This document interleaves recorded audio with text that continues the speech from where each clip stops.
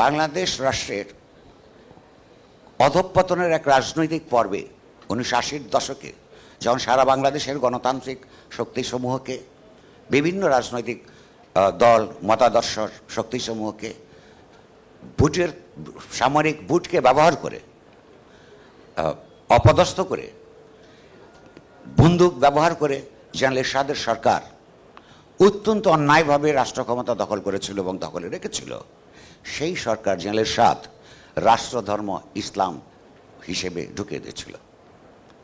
এই দেশে ইসলামের আশা এবং তা মানুষের মধ্যে তার বিকাশের সুস্পষ্ট ঐতিহাসিক গবেষণা অনুযায়ী দেখা যায় এই দেশে এই দেশের মানুষ ইসলাম গ্রহণ করেছে প্রধানত তার আগে যে সমস্ত শাসকদের ধর্মগুলি ছিল তার মধ্যে একটা হলো কাস্ট সিস্টেমের নিপীড়ন যুক্ত যে হিন্দু ধর্মের রাজারা এখানে ছিলেন, যার মধ্যে ব্রাহ্মণ, বৈশ্য, ক্ষত্রিয় এবং শূদ্র নামে 4 ভাগে সামাজিক শ্রম বিভাজনের ব্যবস্থা ছিল।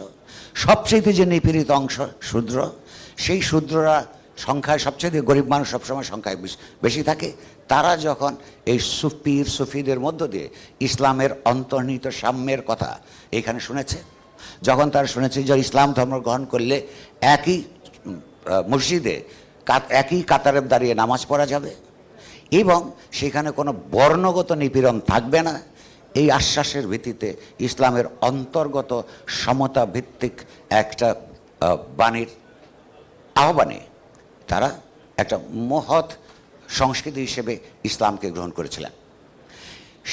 সেই সমস্ত সমতাভিত্তিক চিন্তার ধ্বংস যারা করেছে তার মধ্যে জেনারেল এরশাদ একজন। আপনারা কি একজনে বলতে পারেন যে এরশাদ একটা ইসলামিক জীবনযাপন করত?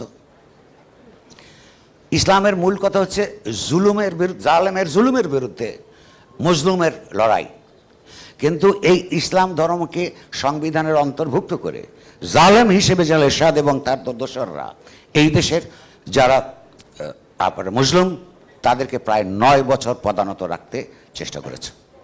তো এই রাষ্ট্রধর্ম হিসাবে ইসলাম সেখানে যুক্ত হওয়ার বহু শত বছর আগে এখানে ইসলাম বিকশিত হয়েছে। সেইটা এখানে না থাকলেও এইটা বিকশিত হবে যতক্ষণ পর্যন্ত তার অন্তর্গত সাম্যের একটা বৈশিষ্ট্য সেখানে থাকবে। আমি মনে করি আপনারা বলেছেন ঐক্যের কথা, যে আজকের বাংলাদেশে নতুন করে যা ঐক্য লাগবে, এই ঐক্য কি শুধু রাজনৈতিক দলগুলোর? এই ঐক্য কি হিন্দু, মুসলমান, বৌদ্ধ, খ্রিস্টানের ঐক্য লাগবে না? এই ঐক্য কি পাহাড়ি, বাঙালি জনগোষ্ঠীর মধ্যে ঐক্য লাগবে না? এই স্বাধীনতা সংগ্রামে যেমন এই সংগ্রামের মধ্যে এই সম্প্রতি সংগঠিত শিক্ষার্থী গণঅভ্যুত্থানের মধ্যে কি হিন্দু, মুসলমান, বৌদ্ধ, খ্রিস্টান অংশগ্রহণ করে নাই? একটা কথা মনে রাখবেন, সমাজে যেমন রাষ্ট্রের ভেতরে তেমন সংখ্যাগরিষ্ঠকে গ্যারান্টি দিতে হয় না, প্রয়োজন পড়ে না।